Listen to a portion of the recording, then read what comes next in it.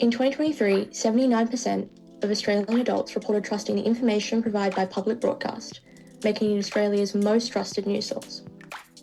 Hello everyone, my name is Luch Lupsy, and today I'll be talking about separating the private sector and media. At the beginning of this challenge, I had to identify a problem. What I found was, when media is treated as a business and not a public service, it'll always be profit first, turning information into a commodity to be bought and sold, with misinformation as a byproduct of business, making it nearly impossible to focus purely on truth and authentic storytelling if it doesn't fit into a specific market that people will buy into.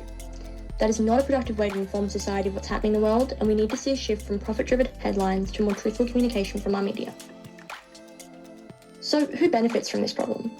Well, obviously the corporations themselves that profit from running the company, as well as any stakeholders in those businesses who may sway public opinion using these connections, as well as extremist ideology who gather up large portions of people who leave mainstream media. Who causes the problem? The owners of these companies who push these agendas subtly through their media, as well as the journalists who write for them and create these articles that warp people's perception of a situation. Finally, complacent governments who understand the problem at hand and push through weak legislation or ignore it entirely.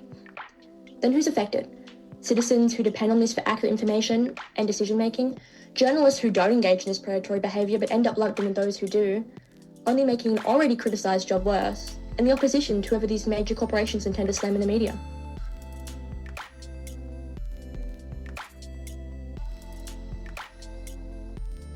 Oh, sorry guys, gotta go back. Okay.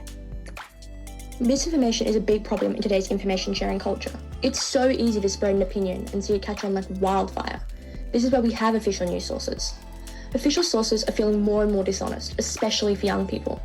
In Australia, the number of people who learn their news primarily from social media has grown to 26%, surpassing online news websites at 23% for the first time. While TV remains the most popular main source for most Australians at 37%, social media is now the second most common main source. Most of these people are young, aged 18 to 24, who are at critical crossroads in their lives. We see a lot of people talk about pipelines, which is definitely an issue that arises when you only get your news from social media. Extremist ideology, made up of others who obviously feel the same way you do, makes it too easy to begin agreeing. This is why it's critical our main sources are as strong as possible. This is why I'm proposing separating the private sector and media entirely. Here are some of the recommendations I want to put in place. Media shouldn't be privately owned. They should operate in a public way and be regulated by an external body, creating more public broadcasts to still give people options in their media consumption, allowing them to cross-reference. Each of these public broadcasts would be run by entirely different people, so we could still see diversity between different channels. They would all be regulated by the same body, made up of a variety of different backgrounds, values, work experience, and age groups. Nobody on this body would own a business or work in a government position, making sure to have a few people there who have worked in media before and provide personal experience to all situations.